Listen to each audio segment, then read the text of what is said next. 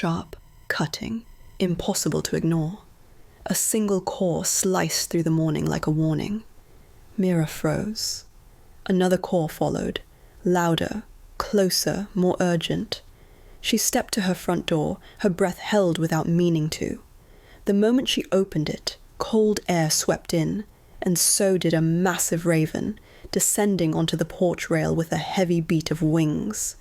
Its feathers glistened like wet ink. Its eyes held something unsettling, too bright, too knowing. But it wasn't the bird that made Mira's stomach twist. It was the thing dangling from its beak. The raven hopped closer, its claws clicking softly on the wooden rail. Then it dropped the object at Mira's feet, with a dull, fragile thud. Mira's breath trembled. It was a newborn fox kit, tiny, limp, barely breathing, fur still slick from birth. Blood matted its side.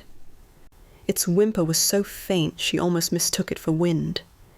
"Oh no, oh sweetheart, what happened to you?" Mira whispered. The raven cawed sharply, wings stretching wide as if urging her to move faster.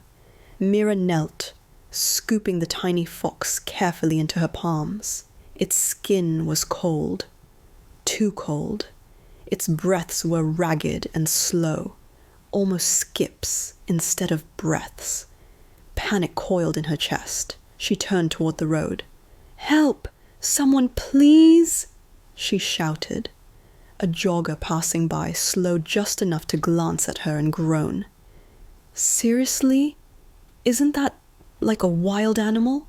Call animal control." Another neighbor, stepping out to warm up her car, grimaced. "Why are you touching that thing? Foxes carry diseases." She pulled her son behind her. "Stay away from her." Mira clenched her jaw. "It's just a baby," she said, voice shaking. "It's dying." "Well, nature is nature." The woman shrugged. "Don't bring it near our houses." The fox whimpered again, weaker this time. Mira felt its heartbeat falter under her fingertips. She pulled it closer to her chest, shielding it from the cold. The raven cawed, once, sharp and commanding. It flew up, circled over Mira's head, and then darted down the dirt trail leading into the woods. It paused on a fence post, watching her with eerie intensity, before giving another urgent call. Mira stared at it. "You want me to follow you, don't you?"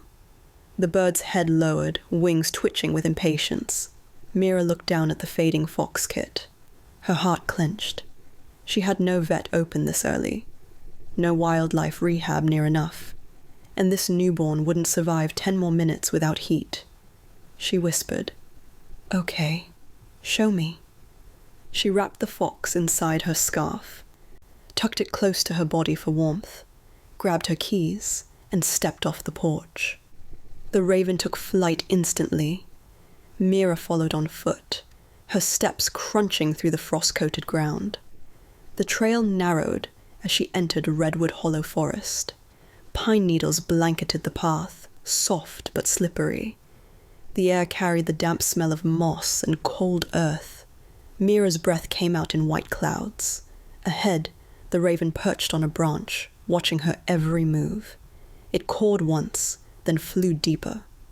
Mira quickened her pace, but she wasn't alone in the woods. Voices drifted from the next bend, teenagers laughing loudly, backpacks slung carelessly. As Mira approached, one of them pointed at the bundle in her arms. "What's she got there? A dead rat?" Another snorted. "Of course it's her, the forest freak who collects animals." Mira kept walking, ignoring them. The fox whimpered, causing the teens to recoil. "Dude, is it alive? Ew, is that blood? Why are you touching that thing? You're gonna get rabies." Mira stopped, turning toward them with a stare so sharp they fell silent for a moment. "It's a newborn fox," she said. "It needs help. Please let me pass." One boy stepped in front of her. "Why bother? Nature sorts itself out. The raven above let out a loud, furious caw that echoed through the trees. The teens all flinched, stumbling backward. The one blocking her path muttered, "Whatever," and moved aside. Mira rushed past them, clutching the fading fox.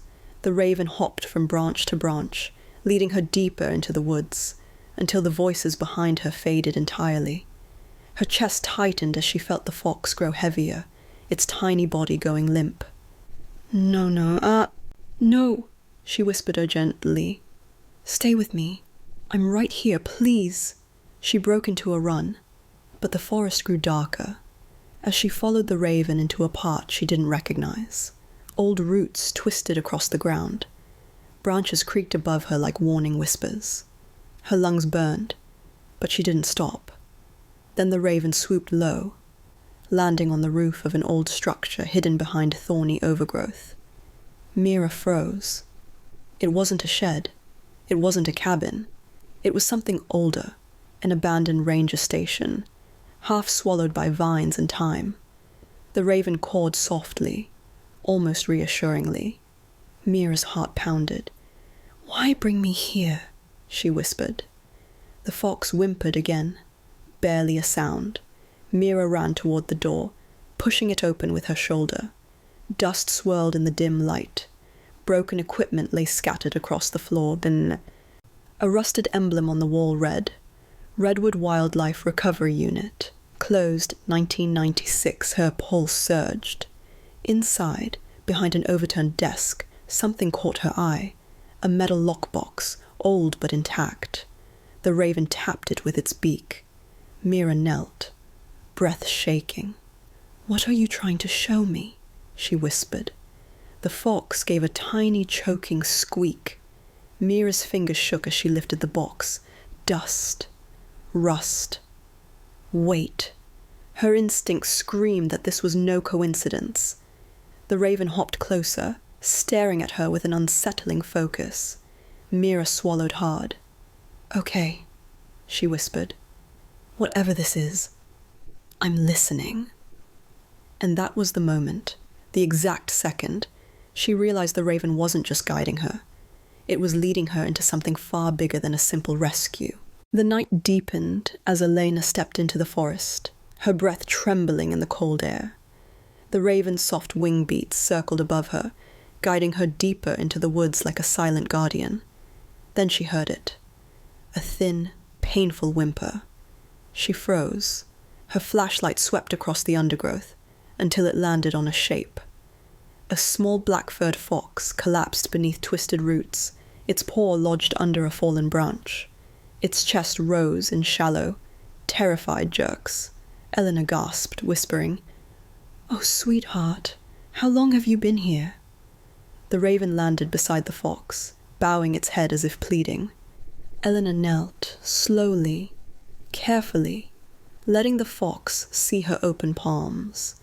But before she could move the branch, a voice erupted behind her. "What are you doing? Don't touch it!" 3 hikers stepped out with flashlights, panic in their eyes. "It'll bite you," one yelled. "It's dangerous," another added.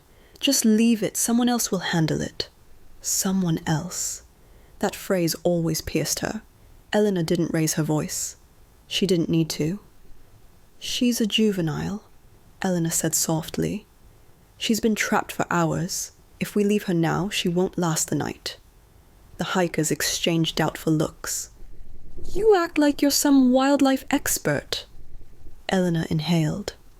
This was the moment she always tried to hide. But the fox whimpered again, and that settled everything. She pulled the leather chain from beneath her jacket.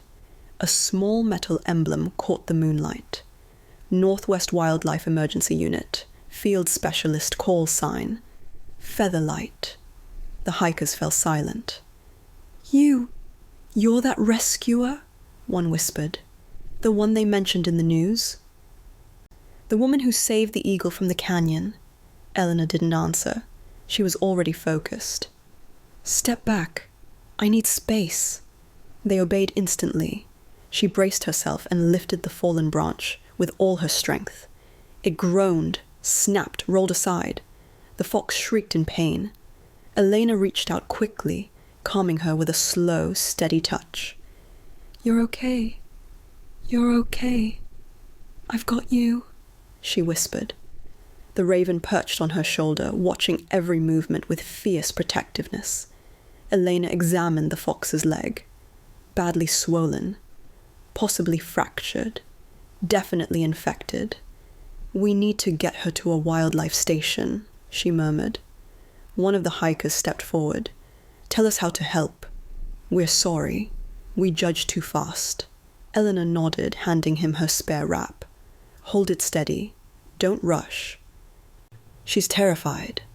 They worked together under the moonlight, gently binding the injury, securing her in Eleanor's rescue sling. When they finished, the fox pressed its nose to Eleanor's wrist, trembling but trusting. The raven croaked softly, almost like a thank you. As they walked back toward the clearing, one hiker whispered, "Why did the raven come to you specifically?" Eleanor looked at the bird, then at the fox nestled against her chest. "Some animals don't look for strength," she said. "They look for kindness, and they never forget who offers it."